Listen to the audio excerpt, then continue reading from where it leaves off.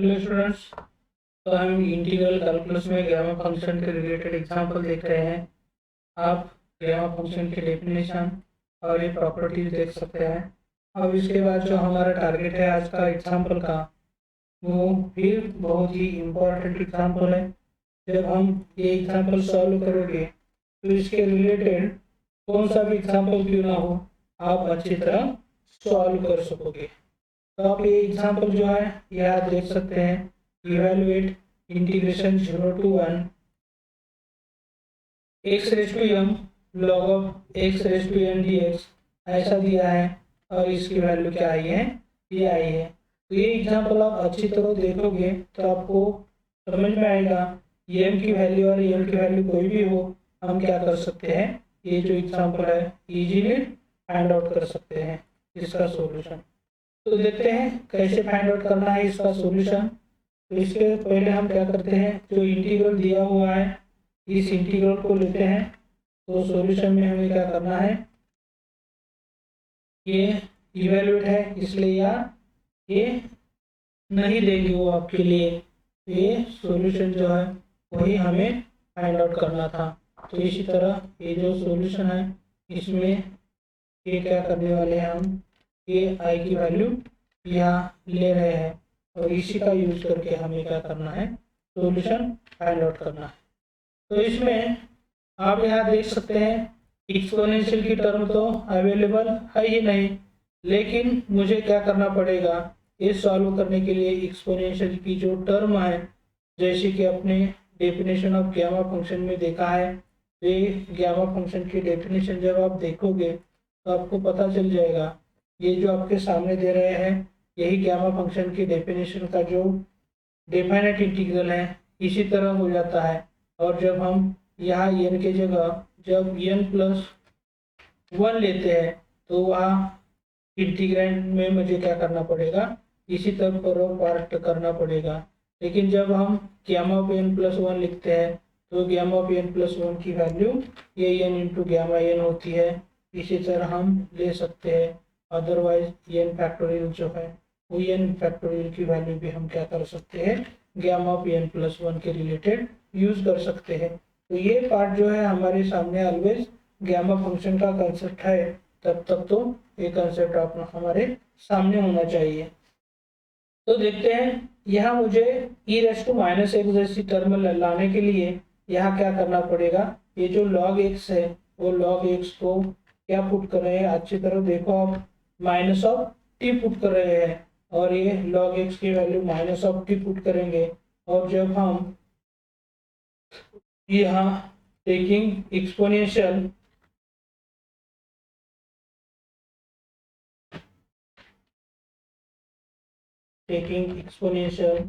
On both sides करेंगे तो left hand side में जो लॉगरिथम की टर्म है इसमें जब हम एक्सपोनेंशियल अप्लाई करेंगे तो ये क्या हो जाएगा, e⁻log ऑफ x हो जाएगा। और राइट हैंड साइड में जो -t है यहाँ एक्सपोनेंशियल अप्लाई करेंगे तो ये क्या हो जाएगा, e⁻t हो जाएगा। लेकिन जब e⁻log ऑफ थीटा जब थीटा होता है तो इसके रिलेटेड क्या हो जाएगा, e⁻log x की जो ये वैल्यू है इसकी वैल्यू क्या हो जाएगी, सिर्फ x हो जाएगी। तो हमें यहाँ क्या मिला है, x e⁻t मिला है। अब इसी का यूज करके हम क्या कर सकते हैं, डेरिवेटिव फाइंड आउट कर सकते हैं। तो ये जो x का डेरिवेटिव हो जाएगा, x का डेरिवेटिव यहाँ क्या होता है, dx हो जाएगा। तो यहाँ हम x का जो डेरिवेटिव है वो क्या लेते हैं, dx लेते हैं। और e⁻t यहाँ वेरिएबल जो है वो t है, तो e⁻t का डेरिवेटिव क्या होता है, -e⁻t इंटू क्या हो जाएगा, dt हो जाएगा। तो इसी तरह हमें ये जो dx की वैल्यू है वो dx की वैल्यू फाइंड आउट करनी पड़ेगी। अब इसके बाद जो लिमिट का कंसेप्ट है, लिमिट का कंसेप्ट तो हमें देखना ही है। अब यहाँ देखो x की लिमिट 0 to 1 है, तो यहाँ हम x की वैल्यू 0 to 1 ले रहे हैं। अब हमें क्या करना है, ये जो पार्ट है ये पार्ट आपको अच्छी तरह देखना है, यही पार्ट हम लेने वाले हैं। जब x की वैल्यू 0 पुट करेंगे तो यहाँ log ऑफ 0 हो जाएगा, लेकिन log ऑफ 0 जनरली क्या होता है, माइनस इन्फिनिटी होता है। तो ये दोनों साइड का टी कैंसिल होने के माइनस साइन कैंसिल होने के बाद क्या मिला हमें, टी की वैल्यू जो है वो क्या मिल जाएगी, इन्फिनिटी हो जाएगी। फिर यही पार्ट है, यही सब्सटीट्यूशन यहाँ लेना है और इस सब्सटीट्यूशन में मुझे क्या करना है, जो अपर लिमिट 1 था ये अपर लिमिट यहाँ पुट करना है। तो 1 पुट करने के बाद log 1 की वैल्यू क्या हो जाएगी, 0। तो ये क्या हो जाएगी, टी की वैल्यू मुझे क्या मिल जाएगी, 0 मिल जाएगी। तो इसी तरह हम ये जो लिमिट है, लिमिट फाइंड आउट कर सकते हैं। और ये लिमिट फाइंड आउट करने के बाद ये जो इंटीग्रल का पार्ट है, ये इंटीग्रल का पार्ट क्या होता है हम यहाँ देख सकते हैं। यहाँ हम ऐसा भी कह सकते हैं, ये जो लिमिट्स है ये लिमिट्स किसके रिलेटेड है, x के रिलेटेड है। तो यहाँ limit x is equal to 0 to 1 ऐसा भी हम यहाँ ले सकते हैं। अब यही पार्ट जो है हम इक्वेशन 1 का यहाँ ले रहे हैं और यहाँ मुझे ये जो पूरी तरह इन टर्म्स ऑफ x है, तो पूरी तरह इन टर्म्स ऑफ क्या करना पड़ेगा, t करना है। तो यहाँ जो लिमिट्स है t के लोअर लिमिट आप यहाँ देख सकते हैं, एक का जब लोअर लिमिट 0 है तो t का लोअर लिमिट जो है क्या है, इन्फिनिटी है। तो इसके रिलेटेड मुझे क्या करना पड़ेगा, लोअर लिमिट इन्फिनिटी लेना पड़ेगा और अपर लिमिट क्या लेना है, 0 लेना है। अब आप देख सकते हैं x की वैल्यू यहाँ क्या है, e−t है। तो यहाँ x की जो वैल्यू है वो हम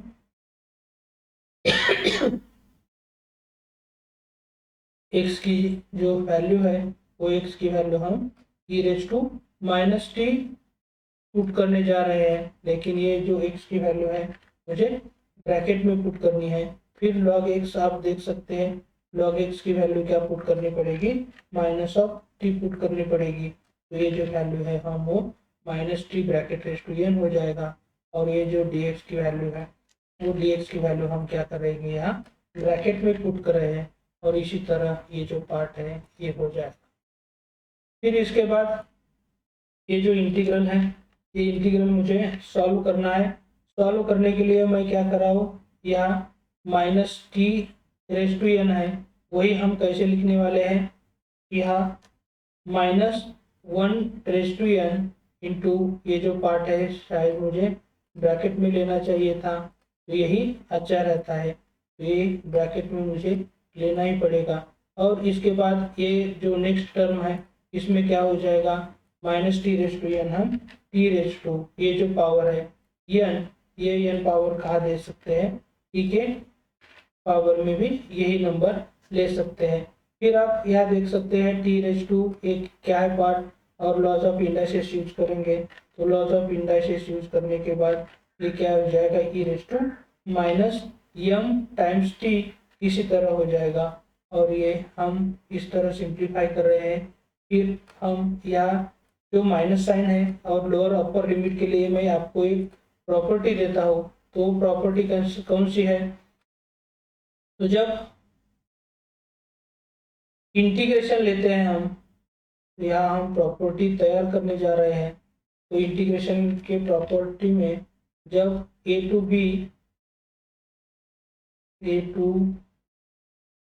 b यहाँ अपर लिमिट है, f(x) dx है, तो यही जो पार्ट है हम कैसे लिखते हैं, माइनस टाइम्स ये जो b अपर लिमिट है वो अपर लिमिट कहाँ आ जाता है, लोअर लिमिट के जगह आ जाता है। तो यहाँ क्या होने वाला है, b की वैल्यू लोअर लिमिट के जगह लेगी और यहाँ लोअर लिमिट जो a था वो अपर लिमिट में जाएगा। तो इसी तरह जब हम प्रॉपर्टी यहाँ यूज करेंगे तो ये प्रॉपर्टी यूज करने के बाद t इज इक्वल टू क्या हो जाएगा, माइनस का मर्ज करना है तो ये 0 टू क्या हो जाएगा, इन्फिनिटी हो जाएगा। तो ये हम 0 टू इन्फिनिटी कर रहे हैं और ये जो माइनस साइन है, माइनस साइन को क्या कर रहे हैं, मर्ज करके ले रहे हैं। तो इसी तरह ये जो प्रॉपर्टी है ये प्रॉपर्टी हमने यूज की है। फिर इसके बाद ये प्रॉपर्टी यूज करने के बाद आप देख सकते हैं यहाँ इस पेज पे ये जो -1⁻n है वो कांस्टेंट टर्म है, वो इंटीग्रेशन के बाहर आ जाएगी। फिर हम ये e⁻t और ये जो पार्ट है इसमें लॉज ऑफ इंडाइसेस यूज करेंगे। तो माइनस ऑफ क्या हो जाएगा, यहाँ m+1 होने वाला है। तो यहाँ अच्छी तरह आपको ये जो सिंप्लीफिकेशन है वो सिंप्लीफिकेशन करना पड़ेगा, लेकिन ये जो -m+1 है वो भी टर्म मुझे कहा ब्रैकेट में ही लेनी पड़ेगी। तो हम इसी तरह ये जो पार्ट है ये पार्ट इसी तरह ले सकते। अब ये पार्ट देखने के बाद इसके रिलेटेड आपको फिर सब्स्टिट्यूशन करना है, या तो प्रीवियस लेक्चर में और एक शॉर्टकट आइडिया आपको दी थी, आपने अभी तक वो वीडियो नहीं देखा है तो वो भी आइडिया आप कर सकते थे, लेकिन वही मैं शॉर्टकट आइडिया यहाँ नहीं देने वाला हूँ क्योंकि ये मास्टरपीस यूज एग्जाम्पल हम करने वाले हैं। तो इसके लिए हम क्या करेंगे, ये जो पार्ट है इस पार्ट में फिर हम इसे इक्वेशन नंबर 2 मान रहे हैं। अब इस इक्वेशन 2 का यूज हमें फिर थोड़ा सा सब्स्टिट्यूशन यूज करना पड़ेगा। तो ये सब्स्टिट्यूशन यूज करके हम किस तरह सॉल्व कर सकते हैं। अब ये प्रीवियस लेक्चर में जो सब्स्टिट्यूशन लिया है, लिमिट जो लिया है, फिर एज इट इज वही लेते हैं ताकि हमें ये जो हमारा टाइपिंग का टाइम है वो हमारा बच जाएगा। अब यहाँ हमें क्या करना पड़ेगा, m+1 टाइम जो t है ये इसके रिलेटेड क्या पुट करना पड़ेगा। यहाँ दूसरा वेरिएबल जो है, दूसरा वेरिएबल हम जनरली चूज करते हैं, यहाँ हम ये जो है p वेरिएबल चूज करेंगे, जनरली स्मॉल p ही लेते हैं। तो इसको क्या करना है, सिंप्लीफाई करने के लिए मुझे यही जो टर्म है यही टर्म आप देख सकते हैं यहाँ कैसे लिखना है। तो ये जो m+1 है वो m+1 की टर्म राइट हैंड साइड में जाएगी, तो ये क्या हो जाएगा 1/m+1 बन जाएगा। और यहाँ जब इसका डेरिवेटिव लेंगे तो क्या हो जाएगा, t का जो डेरिवेटिव है वो क्या हो जाएगा dt हो जाएगा। आप यहाँ देख सकते हैं ये जो डेरिवेटिव है, अब ये जो कांस्टेंट पार्ट है और इस पार्ट का डेरिवेटिव जो हो जाएगा वो क्या हो जाएगा dt हो जाएगा। तो इसी तरह हमें क्या करना है, ये जो डेरिवेटिव का है कंसेप्ट यूज करना है। फिर लिमिट आप देख सकते हैं, यह लिमिट थोड़ा सा चेंज करना पड़ेगा। ये जो t के लिमिट है मुझे पहले यहाँ लिखने पड़ेंगे, तो t = 0 to यहाँ क्या करना पड़ेगा, t =∞ हो जाएगा। उस हिसाब से ये जो p के लिमिट है, p के लिमिट मुझे देखने हैं, तो ये p कहाँ से आ जाता है ये मुझे देखना है। लेकिन आप ये इजीली देख सकते हैं, जब t 0 है तो p की वैल्यू क्या हो जाएगी 0 हो जाएगी, और t इन्फिनिटी है तो p भी क्या हो जाएगा इन्फिनिटी हो जाएगा। तो ये जो इक्वेशन नंबर 2 है वो इक्वेशन नंबर 2 हम अब कैसे लिख सकते हैं आप यहाँ देख सकते हैं। तो इस इक्वेशन में क्या हो जाएगा, ये जो पार्ट है इसके रिलेटेड इसकी वैल्यू मुझे क्या करनी पड़ेगी p पुट करनी पड़ेगी, और यहाँ जो लिमिट हो जाएंगे ये लिमिट भी कौन से वेरिएबल के होंगे, p ये वेरिएबल है उसके ही होंगे। लेकिन जो t की वैल्यू है आप यहाँ देख सकते हैं, t की वैल्यू मुझे 1/, या ये जो p की वैल्यू है ये p हम क्या कहाँ ले सकते हैं, न्यूमरेटर में भी ले सकते हैं। तो यहाँ हम p/m+1 जो वैल्यू है ये किसके जगह पुट कर सकते हैं, ये जो t है इसके जगह पुट कर सकते हैं। लेकिन ये जो वैल्यू है मुझे ब्रैकेट में लेना है, तो ये ब्रैकेट में लेने के बाद हम क्या करेंगे, ये जो वैल्यू है t की इसी तरह पुट कर सकते हैं, और dt की वैल्यू तो आपके सामने ही है, तो ये dt की वैल्यू हम यहाँ ये वैल्यू ले रहे हैं। तो इसी तरह ये जो सिंप्लीफिकेशन है वो सिंप्लीफिकेशन हो जाएगा। फिर हम इस इंटीग्रल को सॉल्व करना है, तो ये सॉल्व करने के लिए और कौन सी आइडिया हमें यूज करनी पड़ेगी, आप तो देख सकते हैं ये p की पावर n हो जाएगी, m+1 की भी n हो जाएगी। तो क्यों ना हम यहाँ 1/m+1 हो जाएगा, और जो नेक्स्ट टर्म है कौन सा p है, p की भी पावर हम क्या कर सकते हैं रेस टू, ये जो पावर है यही पावर कहाँ दे सकते हैं, यह भी दे सकते हैं। लेकिन जब हम नेक्स्ट स्टेप में क्या करने वाले हैं, जो कांस्टेंट टर्म यहाँ लेने वाले हैं, तो ये दोनों टर्म मिला के हम क्या कर सकते हैं, यहाँ की जो पावर n है वो n+1 हो जाएगी, और यही टर्म फिर क्या हो जाएगा, इंटीग्रेशन के बाहर आने वाला है। तो इसी तरह ये टर्म बाहर आ जाएगी और इसी तरह ये पार्ट बन जाएगा। लेकिन ये पार्ट आप दोनों ऑब्जर्व करेंगे तो इन दोनों पार्ट को देख के आपको पता चल जाएगा ये जो पार्ट हमने लिया है ये इस डेफिनेशन के जैसा ही है। और ये गामा ऑफ n प्लस 1 या सिंपली क्या लिख सकते हैं, n फैक्टोरियल लिख सकते हैं। तो हम थोड़ा सा क्या करते हैं, डेफिनेशन को ही यूज़ करेंगे। तो ये क्या हो जाएगा, गामा ऑफ n प्लस 1 हो जाएगा। और इसी का सिंप्लीफिकेशन जब हम करेंगे तो ये क्या होने वाला है, n फैक्टोरियल होने वाला है।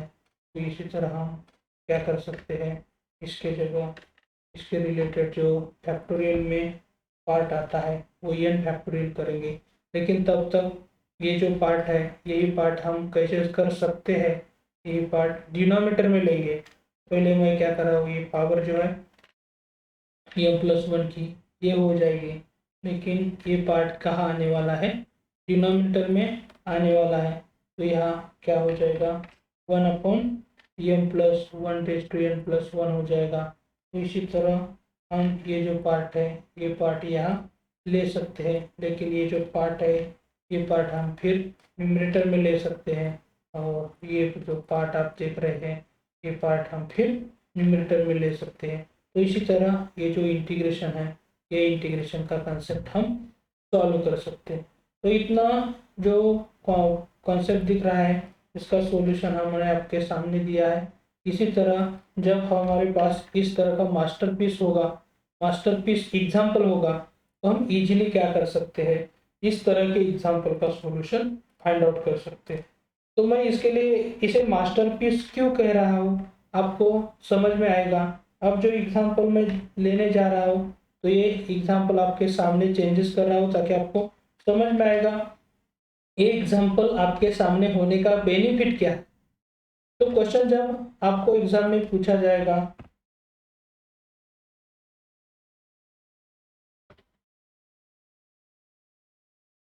इवैल्यूएट, ऐसा क्वेश्चन है तो इसमें थोड़ा सा हम ये जो m और n की वैल्यू चेंज करके एग्जाम में क्वेश्चन दिया जा सकता है। अब यहाँ हम समझ सकते हैं ये जो पावर 5 है और n की पावर 6 है तो इसका सॉल्यूशन क्या हो जाएगा। तो हम ये जो मास्टर एग्जाम्पल का सॉल्यूशन जब आपके सामने होता है तो एग्जाम्पल का सॉल्यूशन फाइंड आउट करने में 1 मिनट भी नहीं लगेगा। आप यहाँ देख सकते हैं ये जो एग्जाम्पल है इस एग्जाम्पल में हमें क्या करना है, ये 5 और 6 लेना था तो 5 और 5 भी ले सकते हैं। तो हमें थोड़ा सा क्या करना है, 5 और 6 ही ले रहे हैं। तो ये -1 रेज़ टू क्या हो जाएगा, 6 हो जाएगा यहाँ। तो ये हम 6 इंटू यहाँ क्या होना है 6 फैक्टोरियल, तो यहाँ क्या हो जाएगा इंटू होने वाला है। तो ये अच्छी तरह हमें लिखना पड़ेगा नहीं तो कन्फ्यूजन आपका हो जाएगा। और ये जो n की वैल्यू है तो n की वैल्यू भी हम क्या कर रहे हैं 6 ही कर रहे हैं। तो ये 6 और m की जो वैल्यू है वो क्या हो जाएगी 5। आपके पास कैलकुलेटर होगा तो आप इजीली ये सॉल्व कर सकते हैं। -1 रेज़ टू 6 जो है वो क्या हो जाता है +1। जब -1 की पावर इवन होती है तो ये +1 हो जाएगा। और 6 फैक्टोरियल जो है इसकी वैल्यू क्या हो जाती है 720 हो जाती है। तो ये 720 अपॉन क्या हो जाएगा 6 रेज़ टू 7 हो जाएगा। तो ये आप कैलकुलेटर का यूज़ करके ये कर सकते हैं। तो यहाँ मैं डायरेक्टली क्या कर रहा हूँ 6 रेज़ टू 7 ऐसा ही लिख रहा हूँ। तो इसी तरह आप जब आपके सामने मास्टर एग्जाम्पल है तो इसके रिलेटेड आप कौन से भी एग्जाम्पल क्यों ना हो ये एग्जाम्पल सॉल्व कर सकते हैं। तो आपको इसी तरह के एग्जाम्पल के लिए कौन से भी टाइप का एग्जाम्पल हो, आप जो पावर x की और log x की कौन सी भी हो इंटीग्रल पावर, ये आप क्या कर सकते हैं सॉल्व कर सकते हैं। अब जब ये एग्जाम्पल ही ऑब्जर्व कर रहे हैं तो आपको ये देखना है ये जो n फैक्टोरियल है तो इसका मतलब log x की जो पावर है log x की पावर हमारे पास क्या होनी चाहिए इंटीग्रल पावर होनी चाहिए, तभी हम इस तरह के एग्जाम्पल सॉल्व कर सकते हैं।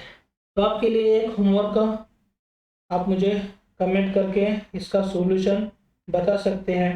जब मैं यहाँ एक्स स्क्वायर ले रहा हूँ और यहाँ log x रेज़ टू क्या ले रहा हूँ, 3 ले रहा हूँ, तो इसका जो सॉल्यूशन है वो क्या आता है मुझे आप कमेंट करके बता सकते हैं।